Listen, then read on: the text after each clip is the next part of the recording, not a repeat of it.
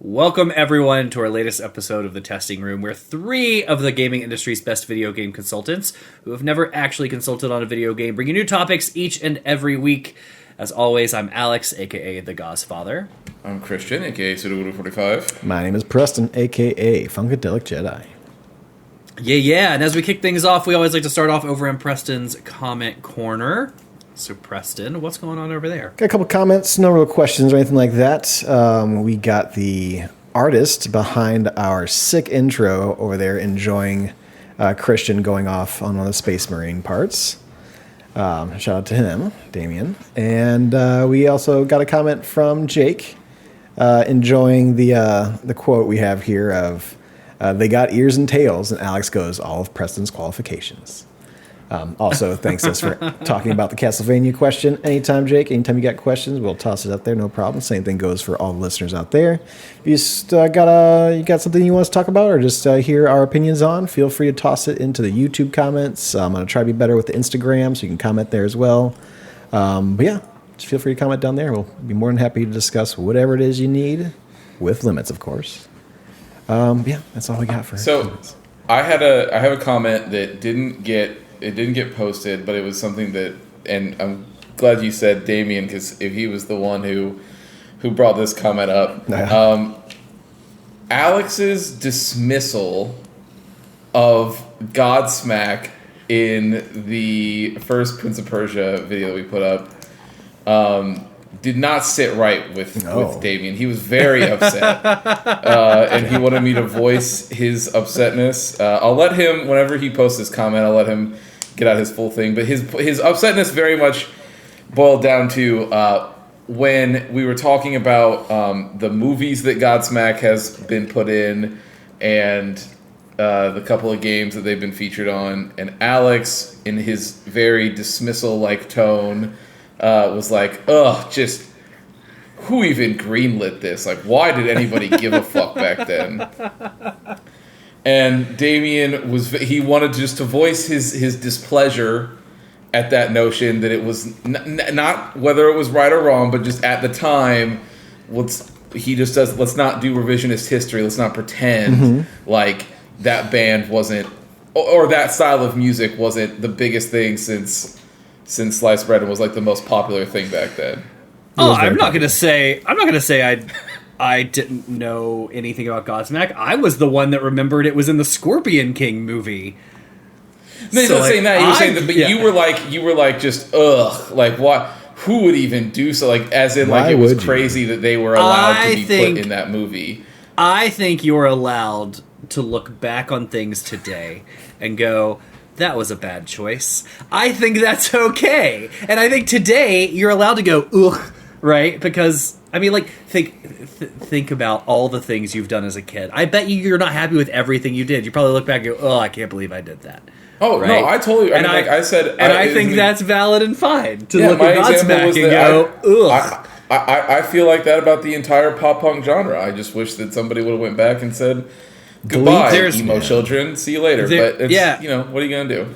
There's terrible bands from that time. Like, and look, I'm not going to say I was immune to those things. In West Virginia, we had X-Fest that I went to one year, and I mean, it was chock full of like Typo Negative, Raw. I don't even know if anybody remembers Raw. They had like one more than Typo Negative or something. I think Typo Negative was probably bigger. I mean, they definitely were. I've heard of Raw. I have not heard of them. I'm pretty sure Typo Negative was much bigger. But yeah, like we can move on, but yes. Right, yes. Right. Yeah, so, but they were there. Who else? Like, it was nothing but butt rock. Like, that's what it was. That's what I grew up on. That's that era. Damien, I'm allowed to have revisionist history. My first concert, when I was allowed to go like by myself, was at the Charleston Civic Center, and it was Stained with Three Doors Down. Sounds about right. And Stained headlined, and Three Doors Down opened, and then there was another like smaller opener that had like one single at the time. But like, look, I grew up in it. I'm allowed to hate on it too. So that's all I'll say about that. I have a library chock full of like crappy butt rock stuff, man. I I would have to go back and look at some of the really, really good ones, but there's lots. There's lots. Let me tell you about Tool Lateralis. He said good that rock album. I'd rather you not tell us about that. No, there was he called me. I don't remember. He called me about something else, but he said that he was. It was late at night, and he was watching the Prince of Persia episode, and as it was coming through, where he said it was because his excitement of. He had just went back. There was some retro store back in our hometown that he had went to. He picked up the PS2 version of the game and was playing through it and was like, "Oh shit, right? Like this game, I remember it. Blah blah blah." The Godsmack part came on, so he was like excited. He's like, "Oh damn, this is so crazy! I was just playing this. They're doing an episode on it. How kismet? Yeah. I can't wait to watch it." And then he gets in, and then Alex is like, "Oh God, who greenlit these pieces of shit?" And he's sitting there looking at the TV screen. He's like, "Fuck you!" Like, I'm thinking, I was just thinking about bands like Double Drive, the Xyz, Future Leaders of the World. Like, there's some golden ones in there. So, yeah, anyway. yeah, I just thought I wanted to bring it up. Sorry to let you down, Damien. Sorry to let you down. He said he would post it eventually, so because he said he was like, dude, I had like 2 paragraphs typed out, and then he was like, but then I decided that like I was kind of losing the plot halfway through, and I was like really just ranting at that point. He was like, I just deleted the whole thing, and I was like, dude, you should have posted that. I was like, Preston would have read the whole thing. I would have. That would have been hysterical. I would love to hear somebody's manifesto in defense of Godsmack. I do like well. that would, yeah, yeah. It would be funny. So. That is very funny. All right. Well, who wants to kick things off with our weeks? I can start because I have one game, I think. You go get out of the way since you're the book club boy. Okay. So I played some of the Metaphor demo, but not near as much as I wanted to play, only because with work and travel, I wasn't able to sit down for any real time. So I think I put like an hour and a half or 2 into it. I essentially got a little bit further than what I watched of Christian's playthrough, so I've just seen that same part twice. That first human encounter, essentially. Yeah, super, super pretty, super stylized. Mm-hmm. It's the Persona game that's not Persona, so right now I love everything about it. No complaints. Very good. Beyond that, that's all that I played. I mean, I've been working through. We picked our games last week, right? So I've been working through Alien Isolation. I am not going to give anything about that until we actually get there for our book club. All I'm going to say is I'm sad that Christian has not been on for any of my streams of it yet. Dude, me too. And I hate every bit of it. There was a part the other day. Just so everyone's aware, when he says streams, he means with us in Discord, not in Twitch. Yeah. Not on Twitch, just us.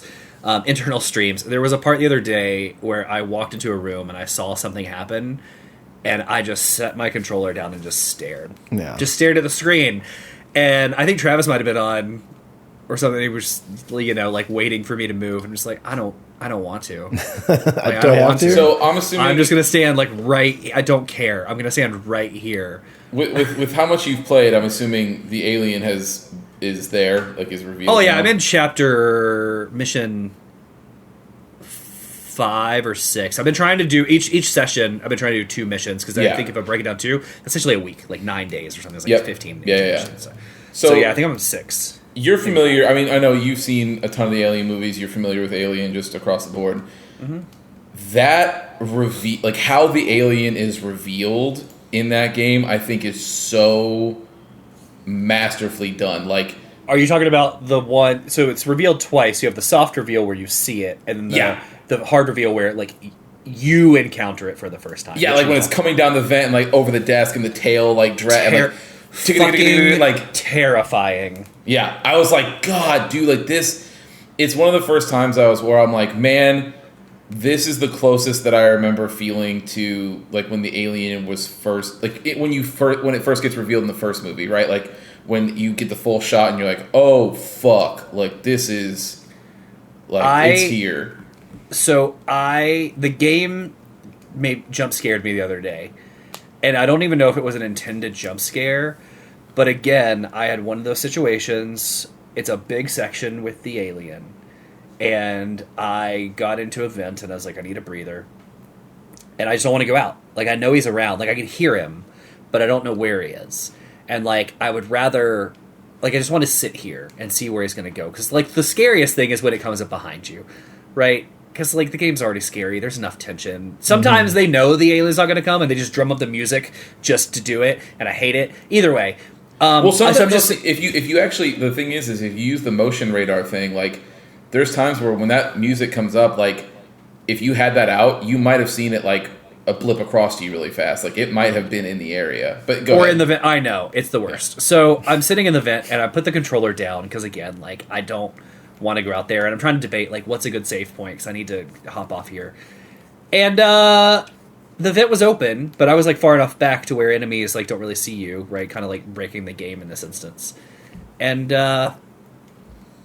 alien just jumped in and grabbed me. I didn't know that was a thing it could do, but it does, and it's the worst. And I was like, well, that's my log off time. See you later. And everybody. we're back at save like, point. Time to go home. Yeah. Yep, yeah. So the alien's like a real character. Like it is like the AI. If you actually go and look, I think NoClip did a documentary on it, but the way they built the AI for that alien is like one of the most advanced like NPC sort of AIs that has ever been like in a video game. It's like it learns as you play and is like trying to like it is actively trying to find you. Like the game is basically sending it signals where the alien. I did not know that. And that makes it even worse. Yeah, it's basically, the game is like, the alien is basically playing Marco Polo with the game, and depending on the difficulty is how many details. I'm playing normal. I did not do easy. That's fine. I'm not saying, but what I'm saying, yeah, whatever you, but the depending on the difficulty is how many details or how many hints basically that the alien is getting as it's looking around the environment for you. It's so well done.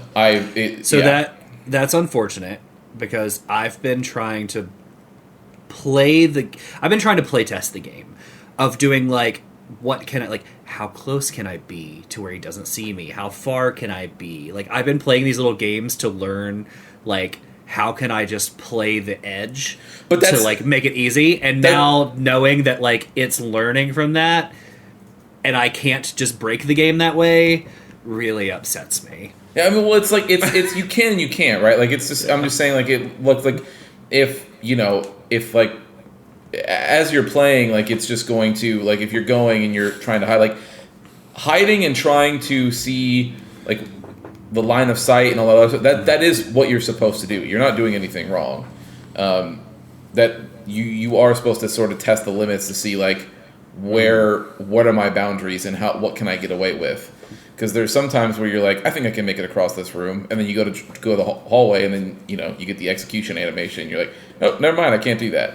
And yeah, to your point about it coming behind you, sometimes there's so many times I remember playing that game where you're walking, and all of a sudden your character stops moving, and Amanda looks down, and then the tail is like right through them, and you're like, oh, and then it's like pushes your head back, and you're like, oh fuck, like yeah, it's awesome. This is the last thing I'll say, because again, I don't want to talk too much about it. Yeah.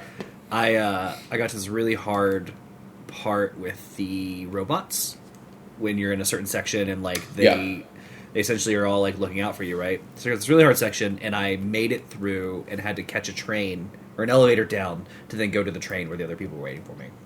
So I get through this really tough section, like on my first try. Like Allie's in here, I'm like dope. So I take the elevator down, and then I get to the bottom, and there's like a dead robot, and it just like wakes up and grabs me and kills me, and I'm like, awesome.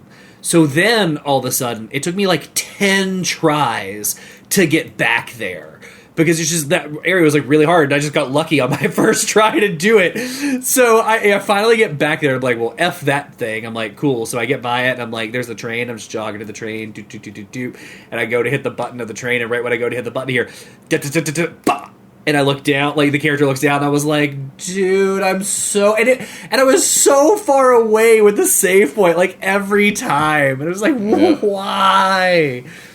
But yeah, it's awful. So that's all I've played. I've been trying to push myself to play it. Well, yeah. Yeah. That's it. All right, I can go next. Sure. I had a pretty big week. So definitely played a lot of Metaphor. I am a little over 10 hours in it now. That is with the second playthrough on the prologue, not all the way, but essentially You didn't move your data over? Is there a reason? So you can't move it from right. PC to PS5. So a couple days before it was coming out, I'm like, I'll just start playing the prologue now. I'll skip the cutscenes and everything like that. Especially in that prologue, like compared timing to where I was and how I got there, like I was at about probably 6 hours on the PC version when I was listening to everything, kind of going, taking it all in. Then went to PS5, I'm like, I've seen all this before. Let's just go ahead and skip it through. I stopped for certain animations and stuff like that are cool. But yeah, that 6 hours turned into like 2.5 hours. So there's a lot of dialogue to get you into that world through the prologue. But yeah, I finished up like the first quote unquote dungeon. There's a side dungeon I was working on today, and it kind of revealed a little bit more of like what you're going to be doing most of this game, as far as like the story and what's going to be happening. Is this game, Preston?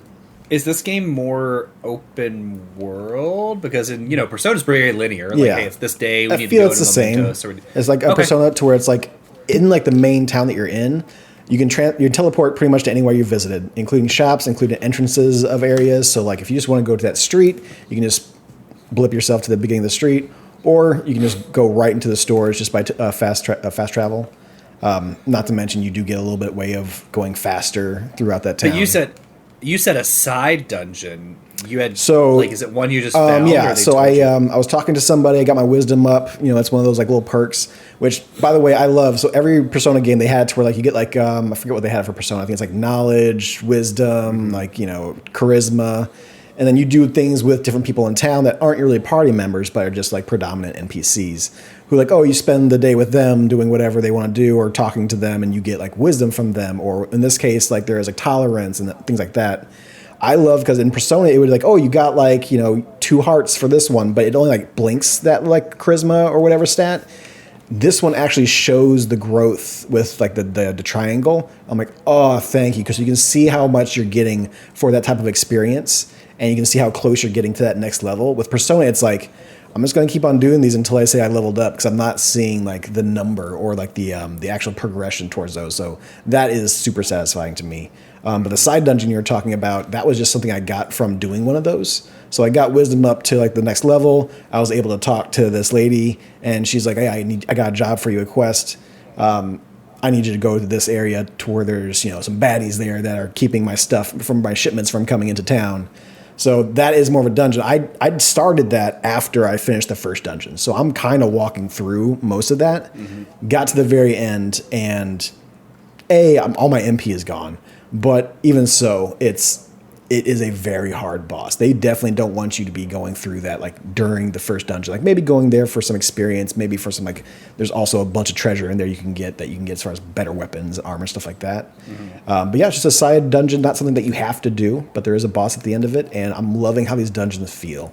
That was my main issue with Persona feeling so samey, is that you go into those like dreamscapes and just, here's a hallway, here's these goopy monsters walking around, you hit them to fight something different, but it just kind of seemed the same. You got a little bit different colors or different like maybe some animations on the walls and stuff like that. This is feeling like an actual dungeon crawl. To where, especially with the second dungeon, like I'm going through, you're seeing like doors that are closed off, but if you're paying attention, you can see like a little space for you to crawl through in a wall. It doesn't super show it up on the map until you go through it. So you can totally miss on getting like these 2 treasures over here. There's ups and downs. It's just the maps and the layouts are a giant leap from what you get from Persona, which is a real nice and welcome kind of thing happening with it. So I'm loving the fucking game. The only thing I can say that you don't have Ryuji saying "for real" over and over again during the dungeon. No, yeah, that's nice because at that fantasy setting you don't get like as much of that cringe. To be fair, I'm trying to think of any cringy moments, and I can't think of any right now. But hey, I'm only 10 hours in, right? I'm still early in on this fucking Atlas Persona team game. So I'm loving it. The only like little nitpick I can do is that some of those, like when your followers or your team members, when they have like you're at a certain point where it's, hey, they want to talk to you, or hey, you can level their social link or whatever up if you go talk to them, because they'll let you know that. And there's a little button you can press. You can see your people, and they'll have a little flashing mission icon next to them, so you can teleport right to them. There's a lot of whole, just go ahead and let me do the thing I want to do without having me search around for it, run around town for it kind of deal, which is nice.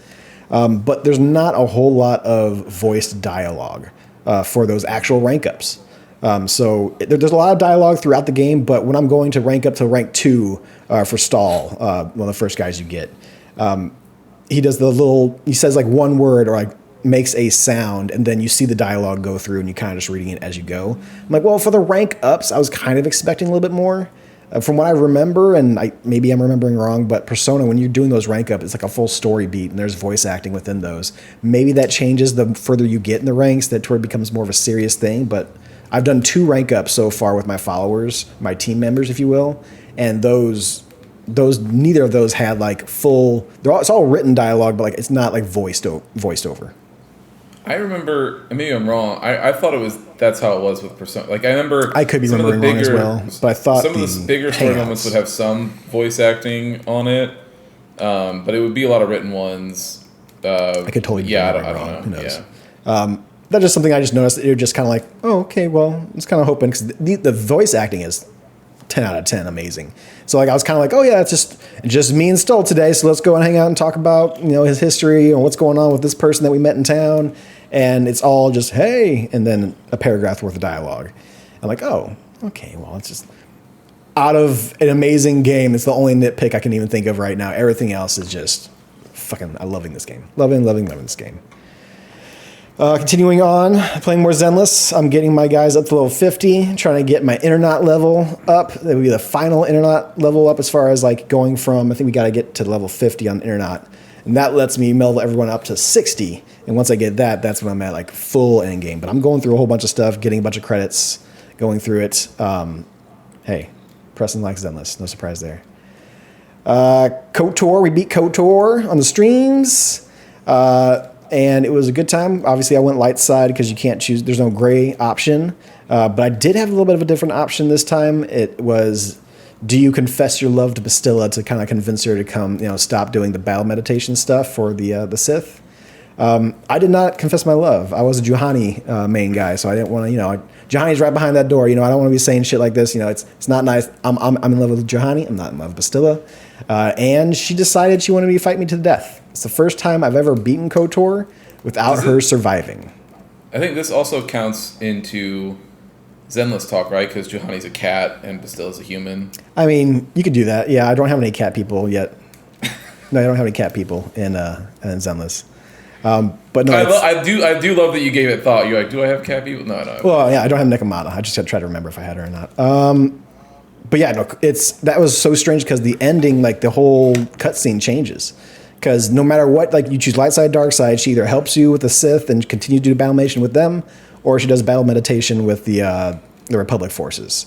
This one, it's like, oh no, we're still fighting the fight out there, but with you winning and defeating Malik, hopefully that will kind of help our efforts. But it's like the war is not over at that point. Technically, there's still plenty of Sith out there, and she wasn't there to help us like crush them at that certain moment. So I'm like, that was a surprising thing, from a game 20 plus years ago that I did not get that type of ending, and I've played it through at least 4 or 5 times, or 3 or 4 times. So that was pretty cool. We finished it pretty early, and I decided that since this is October, and I was given a recommendation or told that I need to play a horror game from Alex through the little thing we're doing, I started up Still Wakes Deep on the stream. I think I'm going to continue doing it on Sundays just for October. I should be able to beat it. If I put in about 3 hours a piece the next 2 Sundays, I should be able to finish it because I did, about an hour and a half last time. Yeah, it's only about 8 hours, not long. So if you want to watch, feel free. Go to twitch.tv/testingroompod. I'm looking at getting that name changed. I'm thinking about changing to Testing Room Live. So try either of those if you don't see Testing Room Pod there. The Testing Room is not available. Stay tuned for that. We'll play more of that. First thoughts are, I love the Scottish voice acting. I think it's phenomenal. It's great. It's very good. Very fun to listen to. And then I got a little bit of the horror aspect of it. So obviously, I'm just starting off the game. There's nothing really scary going on, but I'm like looking off the pier of the rig. I'm like, fuck, that's a lot of water. That's a whole lot of water. It's a long way down. I'm like, okay, but we're not in the water. We're fine. And luckily, like the very beginning, like you fall off due to like whatever's happening, and they cut right before you hit the water, and you cut back after you're out of the water. I'm like, okay, thank God. I didn't have to like fall down and have to see something in the distance of this dark, murky water at the very beginning. So, but they have you like, going through the underbelly of it to where it's like you're looking down and there's all that water there. Hey, guess what? Preston hates heights as well. Now, I don't get triggered as much as I do in real life, but it's still an extra little bit of unease for me. So it's not welcome. I'm cursing Alex. He came up to a hallway at one point and there was water and like you can't really see how deep it is. And it's just like, oh, that's a lot of water. Yeah, I'm like, and he gets into it. He's like, okay, it's not that deep. Yeah, I'm like, all right, we're not going to waste just yet, so it's fine. But yeah, I got a couple jump scares out of things hissing or things breaking and falling around me. There's some weird shit going on. I got to that point at least to where like I see the weird shit happening. But we'll get through it. It's gonna be scary. It's a Sunday morning. You had one encounter with one of the enemies, but like you never got to see it really. No, I was going down a ladder and then it like scared me to fall down, and I jumped a little bit. So it'll be played. If you want to watch me on Sundays, we're gonna be doing that for October. I'm gonna try my best to wake up early. Yep. On Sunday in Vegas, so I can watch Spoopy Sundays. So I might start a little bit early just because we are going to do the 3 hours in for hopefully. So I might start a little bit like 8:30ish. But hey. Go to the Twitch, turn the notifications on for us. You'll see the notification when I pop on, so you'll know when I'm on. So we're looking at that time. I can't tell you how many things in that Alien game jump scared me. And like stupid, like sparks. At one point sparks went off. Oh, yeah. And scared the crap out of me. That little air coming out of the pipe out of nowhere, like that scared the shit out of me. Like, damn you. Yeah, I know. I know. Christian has it easy. He has like an hour and a half long Japanese game, so... We got to schedule that too because I talked to Alexa and she said she wanted to hang out for that thing. Okay, so we can all sit down and watch it. Allie wants to watch it as well. So. Okay, yeah, we'll figure out a day. So we got to schedule that and figure out that day, and I can knock it out for sure. Other than that, just a little Space Marine 2 with Christian. Did a little more co-op. Got a couple more levels in there. I got to build my own Space Marine. I went to the side stuff just to kind of like do the whole like. I want my pauldrons to be this color. I want my left leg to be this color. And I kind of went through all the kind of extra special stuff you can get. You really get to paint your own Gunpla figure, for sure. You do really get to paint your own soldier, so it's very fun. And they give you all like the different type of factions if you kind of want to go towards a certain faction, and you can kind of mix and match stuff if you want to. But hey, there's one of the classes on there, Alex, is all about jetpack and the hammer. So I'm like, I like that one. I kind of started looking at all the different pieces. I'm like, oh, there's a little piece in the backpack you can get that just has a giant fucking wings on the side of it. I'm like, I think I got to kill so many people with this class or something like that. I forget what it was. Or do so many missions, and then I can finally unlock that. So I'm excited to get through more of it. It's a nice little co-op thing that I can do with Christian when we're sitting there like, hey, what do we want to play? And it's not like I want to do Street Fighter again. And we can just jump into some Space Marine. But it's wonderful. I saw some feels lore great. About the Black Space Marines, and I forget what faction they are, but they were very cool. They just the Black Templars. Yeah, and they just like everything is heresy. They just roam around and just take over planets and stuff. That's all they do. Yep. Yeah. Hey, that's a cool world of lore right there. So that faction appealing to you makes sense with how much hatred you have in your heart. No. Did both of you already see that video I sent earlier about the Space Marine? Oh yeah. The girl that was streaming, and she's like, What is that? What is that? Is that baby skin on a robot? The comment comes immediately. Goes, it's exactly what you think it is. Yeah. Yep, sure is. It is funny. It's funny. Warhammer has a lot of intricacies in its lore and like different things that you're like, that's okay. Right on. I can and it has to be explained or whatever. And there's some things where it's so upfront, like it's just like it is. It doesn't hide. It's like yep. Like it's very just face value. Like, here it is. And you're like I would have assumed there was more of a story here, but I guess nope. Okay, right on. I'm sure there's if you look into it, there's a story for a purpose it serves. Yeah. No, what I mean is like even like I'm just talking about like in their like even in the art design like there's the characters that you'll see or that Preston will see later in the story. I know you guys have seen it in the videos too, but like the coffin warriors, basically, that are like Space Marines that were so beat up and so barely alive but they were so badass that their body gets basically put into like a tube, and it's just and it has all these things hooked into it, and they're just placed inside this giant robot, and they're just like, they're like, yeah, we should have let you die for sure, but you're too cool, so you have to now live in this hellscape that we've created for you. We gave you a robot to continue doing your badass shit with.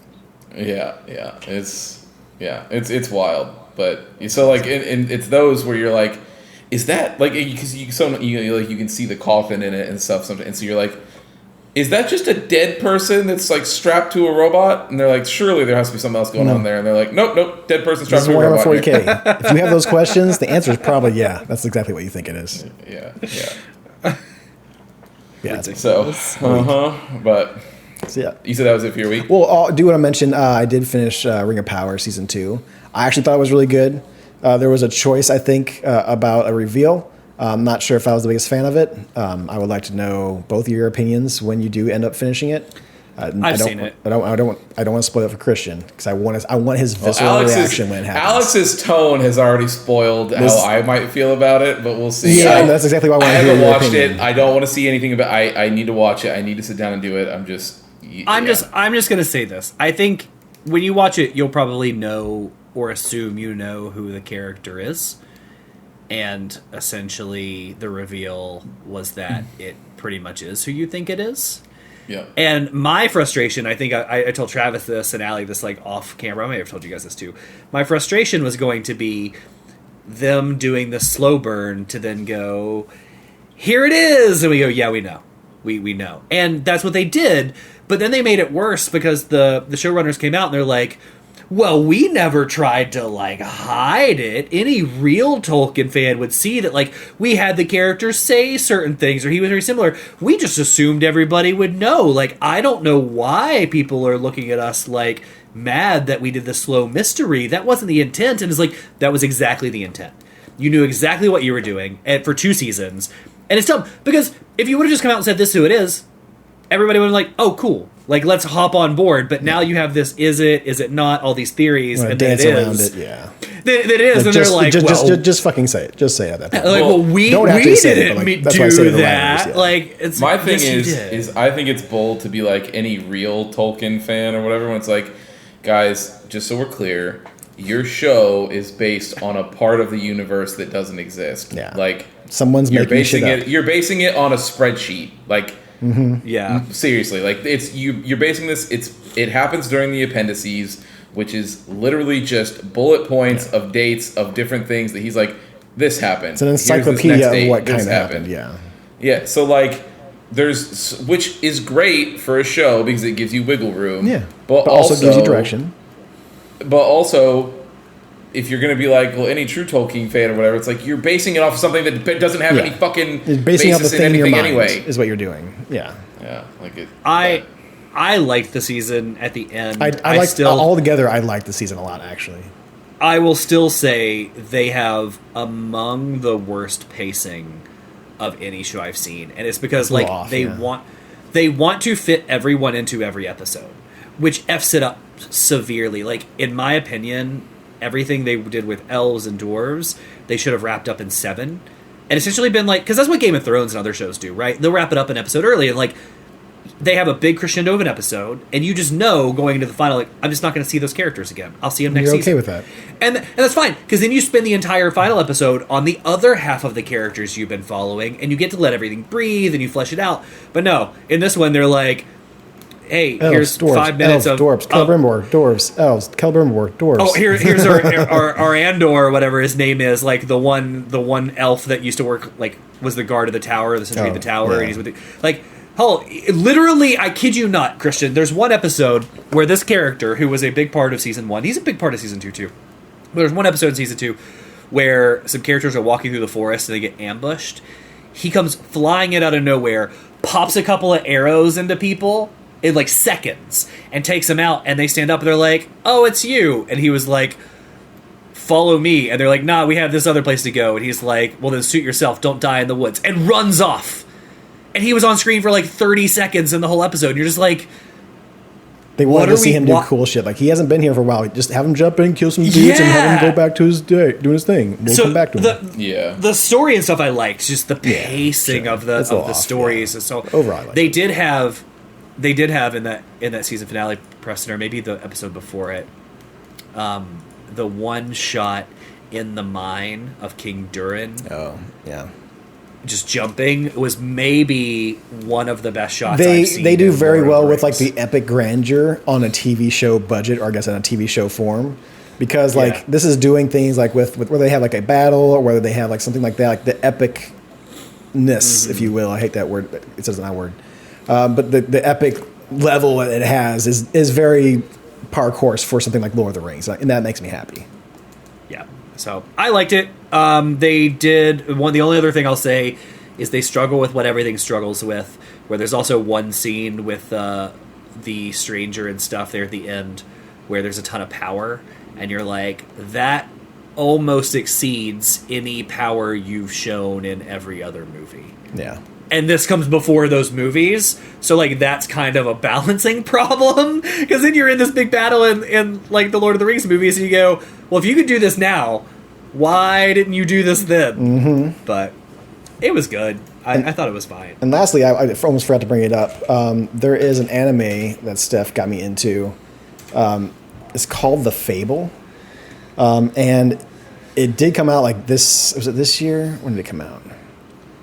Yeah, the TV show came out this year, the version of it. But it's essentially about like a Yakuza hitman who has to like go and not do anything for like a year. And so him and his, like, I guess like a, not chauffeur, but his assistant lady, they have to go as like brother and sister and live in this town and like just not kill anyone or do anything stupid for a year, like lay low essentially. So it's very funny in him trying to be a normal person, but also still being this like badass assassin, but he doesn't want to hurt anybody, so he has to act like all weak and pathetic. It's very, very funny. It's got, if you want something that's just, you know, got a good amount of comedy with not going too crazy or too corny, I liked it a lot. It's very fun. I think I like 5 episodes in, but there's like 20 something episodes, so like it's a full anime run of a season right now out, and it's pretty good. If you're looking for some funny anime, it's definitely a high recommend. But yeah, that is my week. Right on. So I played some more Space Marine 2 with Preston. We were getting some more co-op in there. I played some more Metaphor. I'm just a little bit further than I was in the demo. No, it's too new. I don't want to, but same feelings on it. It's great. The game really wants you to be like, to know, it's like, oh, hey, this is made by the team that made Persona 3, 4, and 5. Please don't forget it. It's made by this, and they just repeat it over. Like, they just want you to know so badly. Like, hey guys, this is a new game and it's a new thing, but don't forget it's made by 3, 4, and 5. It's Persona. And you're like, we need the Persona numbers to make this game work. So don't forget Persona. Yeah. But it's great, and I'm excited to play more. The only other game that I played that I finished. Real quick, I was going to say this. I did read an article where the director of the game came out, a Metaphor. He was like, nobody understands how difficult it is to make these really stylized menus. They're like, it is the hardest thing that we do, and like it takes a lot of resources. And I was on a pause menu, and there was so much going on. I was like, this thing's going to induce. It's never too much. It doesn't distract you too much. It's just so fucking pretty. There's some times where like things in the corner around the box are like popping up and like little paint splotches and other stuff, and I was like, I might go into a seizure, like I just out of my peripheral. And then I thought, and this was after I read that article, and I go, well, you know, maybe you could just turn it down like 5%. Just they really pumped it up to 11 with this one for sure, because usually it's all colors and maybe a little bit of style with some music. Now it's like no, this is like Renaissance painting with like scribbles and like all this kind of crazy shit going on. It's definitely on the level for sure. It's great. Sorry. No, I mean, yeah, I agree with it. I know those menus, but that's why their menus and their UI design is the best in the business. Like, I believe them when they say it's the hardest thing they ever do, And it's probably because that's probably why no one else in the industry ever does it like them. Yeah. But even go to the Persona 3 remake menus, like when you the floating blue, water like the and dripping, shit. oh Yeah, god, it's just fucking phenomenal. I mean, they're the best in the biz for sure. Yeah, you'll see. I was playing some more UFO 50. I'm on the bottom rack of games. I'm at the point now with UFO 50 where I'm trying to decide whether or not UFO 50 by itself as a product is just going to go on my Game of the Year list, or if I'm going to have to start filling in slots with games that are just on UFO 50 that are that good. It's fair. Is there... So the games I watched you play, a couple of them, were short, right? Like that one game was like 2 hours, hour and a half, the tennis... The Bushido ball, yeah. Yeah. So what's like the longest game you've played on there? Like how... Brimstone is a full right? JRPG. Really? Yeah. Okay. Yeah. So, but most of the others are probably a couple hours because they kind of emulate. It depends, right? Like it's games from that era, right? So it depends on how long it takes you. Like there's some that can be as short as 20 minutes to finish them. There's some that are a couple hours. There's also some that are like full 8 hours, 9 hours. Like as far as like adventure games and stuff. Like it just depends on. That's like the genre of game they're going for. But yeah, it's full ass products in here. Like each game is a full game that has credits and everything. Yeah, that's crazy. Yeah. It's a great it's an awesome thing. Yeah, can't wait to try it. So the only other game that I played that I finished was the expansion for Diablo 4, Vessel of Hatred. So I will just get it out of the way. This expansion is probably the best Diablo related thing I've played since Lord of Destruction, the expansion they did for Diablo 2. I watched Pirate Software stream it yesterday, and he said the same thing. He's like, the story was incredible, especially compared to other stuff they've done.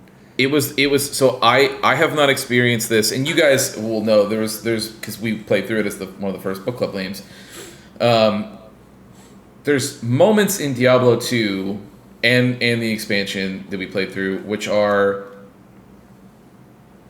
things happen in the areas that you're in, like design wise, that you are looking around at the map that's created, and you're like, this is cool as hell. Like Pandemonium is an example of an area that you go through and you're like, this is fucking awesome. All of Mount Ariat, I think, is designed really, really well in the expansion area.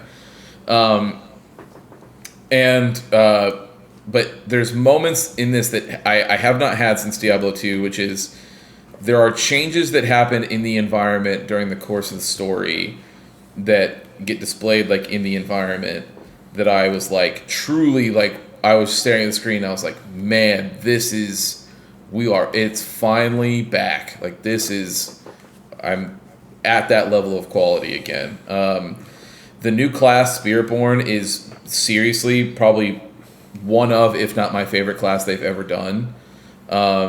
It's so goddamn good and so fun to play and has different things attached to it.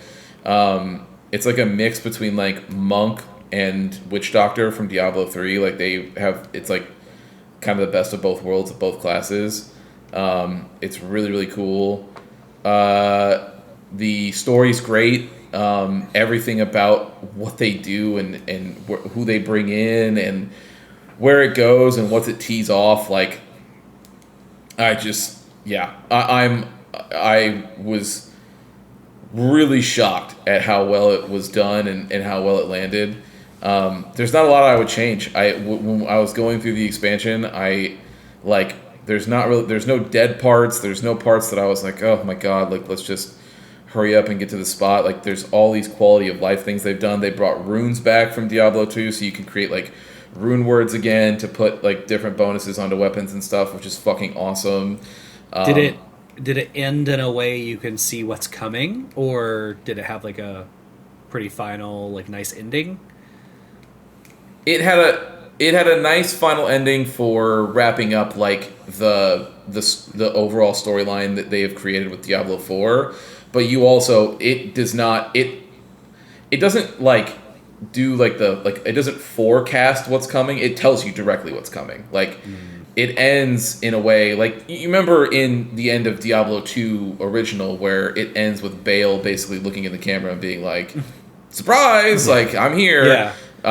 That is a similar style of like looking directly in the camera happens here, which is really good, and it has a twist at the end that I wasn't really expecting. So I thought it was great. Loved it. I highly recommend it if you are new and you were thinking about hopping in, or you were burned and are wondering if it's time to hop back in. The answer to both those questions is yes. It's just fantastic. I'm super excited to play it. Yeah. How long would it take me to catch up to you two? Because you're on like world tier like. So 4 this or is something. the best part about one of the quality of life things they did. As soon as you start the game, you are given the option, as long as you've played original Diablo 4 and beaten the story, which I did, which you have, Yep. you immediately will, because of the way they have reworked how experience and leveling and scaling works now with difficulties, you can just press a button that says start me right from the expansion, and you are just boom right in. You'll still be at a level 1 character, but everything is scaled differently now because there's no like Torment isn't the same as it is now. It's more, they've brought it back to original Diablo 2 difficulty scalings, where you start with like, it's like easy, normal, hard, and expert as like the difficulties, and then once you get towards a certain like threshold, it'll give you a like an objective to go do. It'll say, hey, if you can complete this objective, then the Torment difficulties will start unlocking for you. So you can just go down the line like that. The way they've handled it is great. But yeah, so to answer it, it doesn't do anything. You can just hop in immediately and be right there with whatever class you want to do, and get right into it. And it scales for everybody. So even if I was, they've removed the some of the stuff that's like hidden behind different difficulty modes. So even if I was playing on Torment 4 with a character and somebody else is playing on normal, like as their first time going through, it all scales. So I'll, the fight will be just as difficult for everybody natively in their own thing. So yeah, it's great. It's absolutely fucking awesome. And the benefit is too. Alex. You're muted. Sorry, one of the cat hit something to play music, and it took me for a minute to figure out where it was coming from, and I was like, I'm gonna mute. Then I forgot to unmute myself. So, nice. But yeah, it's just great. I'm trying to think if there's any other things that I wanted to mention about it that I was like trying to take notes on as I was playing it. Were you playing with your new seasonal character, or did you go back to like your previous one? No, so they started a new season with this expansion, so I started a new one. Okay. So right. yeah, so I created a Spiritborn class. That's the new one. Yeah. Because I was just like, well, let's feel it out, and I really loved that. It was great. Oh, that's what I was gonna say. The nice thing too is, so all that renown stuff that they pedaled back and all that other stuff. So since after the first season where they were wishy-washy on it and the whole thing, it's obviously renown has carried forward so that all the altars of Lilith, all that other shit that you had to do back in the original base game. So all those bonuses have carried forth with each season, and now with the expansion, all that stuff is there. So the nice thing, Alex, in your particular case, because I know you did the same thing I did, when you went around and got all those, all those bonuses, so those extra skill points and all those Paragon points that you got already, you'll have those the second you still start in this new area too. So you start the game and you'll have 12 skill points to spend already on your new build just to be like, boom, like we're in here. And then the second you get to Paragon, you'll have another 30 Paragon points to spend, just boom, right out the gate, and you can just go and start doing those. So yeah, it's a much more streamlined experience now. Everything is better. I wish that this was the game we got, like, period. Glad we got there though. Yeah, man. If you think about that from a development perspective, and not like a game developer perspective, but a project manager perspective, you spent years building a game with a roadmap of like what we're going to do, And then the first week that game comes out for the next 3 months, you just get player feedback, and you essentially have to scrap that roadmap with the goals of saying, like, we want to do this story, so we want to get here. But everything else, like quality of life and everything game design-wise, you're like, from the drawing board, erase it, and let's start again. Like, that's tough. Yeah, man. That's tough. Yeah, it's honestly, there's not a lot of games. And then hope people like it, because they didn't like it the first time. So. Yeah, and now, I mean, if you look, like, it's gotten extremely positive feedback from everywhere on the new expansion. So yeah, that just seems to be the history with, like, well, at least with 3, to where it was like, comes out, it's kind of lukewarm with some people. Some people like it, most of the people don't, to a point, and then give it about the next year, and they will improve it enough to where they listen to the community. It's nice to know that it will get there sooner or later. Even though if Diablo 5 comes out, if it comes out a little bit rough, I'm like, give it a year, it'll probably get there. It'll be interesting to see. I think that based on their new expansion model, where they said they're going to try to have one come out like every other year, I think is what they were shooting for, or every year. I think I don't remember what they said now, but it'll be interesting to see, because it feels like Diablo 4 now is going to be the platform for very long. Like, I think it'll be a while before we see whatever that is. And honestly, if this is engine and console and stuff like that, going forward, if this is their new baseline for things about where they're trying to keep quality marks at, I'm okay with them keeping this as the platform for a while. So yeah, it's fucking awesome. I've been having a great time. In related Blizzard news, I picked up Jason Schreier's new book. Yeah. Play Nice. I really want to get that. And started reading. I don't know. He's on a different podcast I just kind of listened to him talk about it a whole bunch. I'm like, man, I really want to read this book. I almost have to. With my history of Blizzard, like, I just need to know. I just picked it up. I'm excited to get into that. So it's gonna be more soon. Mm-hmm. But yeah. I'm trying to think. Outside of Pac, I mean, that's it, really. Like, I haven't... Okay. Before we split off and end the episode, I do want to pour one out for little Sackboy there. Little Big Planet 3 getting taken off the store because they can't battle the hackers, and then just more Astrobot digging the grave for fucking Sackboy over there as a mascot that will no longer be remembered and brought back. And the crazy thing is, too, like... I don't think what they did in Astrobot was really bad towards Sackboy. No, I know the people it's that in more Sackboy we're not happy about it. But you can tell, but you can also tell Sony is just like, this is our new mascot. You served your purpose. We don't care anymore. I mean, that's really what it is, right? Like, we got this cute one now. I'm like, I like Sackboy. It's really, I did, and there's there's some Little Big Planet stuff, especially Little Big Planet 2, that I think is fucking awesome. Like, Sackboy's adventure they did for PS5 was fucking amazing. PS4, yeah, PS5. that was a good platform for sure. But I think that series, whatever, but got away from not only Media Molecule but also Sony in general. Sure. They just didn't know what they wanted to do and how they could keep scaling it better and things like that. Like, they failed that franchise, just like Sony fails most of its franchises. Yeah. Like, as soon as it outlives most of its usefulness, they take it out back and shoot it and move on. Theoretically, though, if you look at the two, it's not impossible to believe that one day Astrobot may raise that helmet up and there's a little Sackboy inside of it. So I mean, I'm sure they have a Sackboy reference, a Little Big Planet reference in the new Astro Boy game or whatever the fuck it's called. Yeah. Sony, I appreciate in not a great way. I appreciate, though, how Sony just doesn't give an F. Like, hey man, they got tired of dealing with the hackers. They're like, you know what, fuck it, we're shutting it down altogether. Well, and it's not just that. Like, we know there was like drama between the Days Gone, right? The Days Gone team. Well, there's someone. No. It was just the director of that game. The director, and he already. I think he's not even part of that studio anymore. But yeah, he specifically wanted beef with everybody. But that team had nothing to do with it. But yeah. No, but even that, like, the way they just gave, like, they put his character into Astrobot, right? That Day's Gone, and they just kind of were like, little side character of just like hey, we just want you to know, we still own this. Mm-hmm. That's how pretty much most of those cameos went down, We just want you to know that we're still in charge. So, Sony's the worst. I mean, dude, that whole game, like, Astrobot's great. Like, I haven't played it yet. I want to.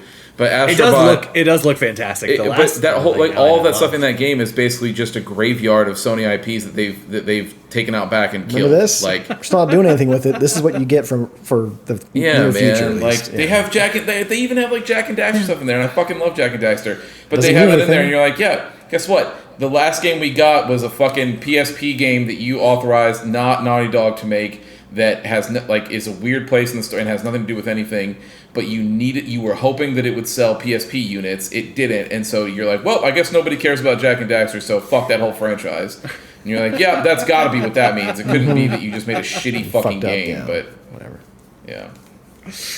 Okay. All right. Well, yeah. Thanks for hanging with us, everybody. Don't forget, later this week we will have part 2 of our Prince of Persia: Warrior Within walkthrough. I think this is only going to be 3 parts, so you'll be catching the middle part before we end this series, and then have our Halloween spoopy games at the back end of the month. So be on the lookout for that, everybody. And yeah, we will catch you later on. Hit it. Thank you for listening to another episode of The Testing Room. To catch up on past episodes or check out the newest ones when they drop, follow us on Apple Podcasts, Spotify, or wherever you get your favorite podcasts. If watching is more your thing, check out youtube.com/thetestingroom or Twitch TV/testingroompod. To leave comments and ask questions, follow us on Instagram @testingroompod and email us at testingroompod@gmail.com. See you next time.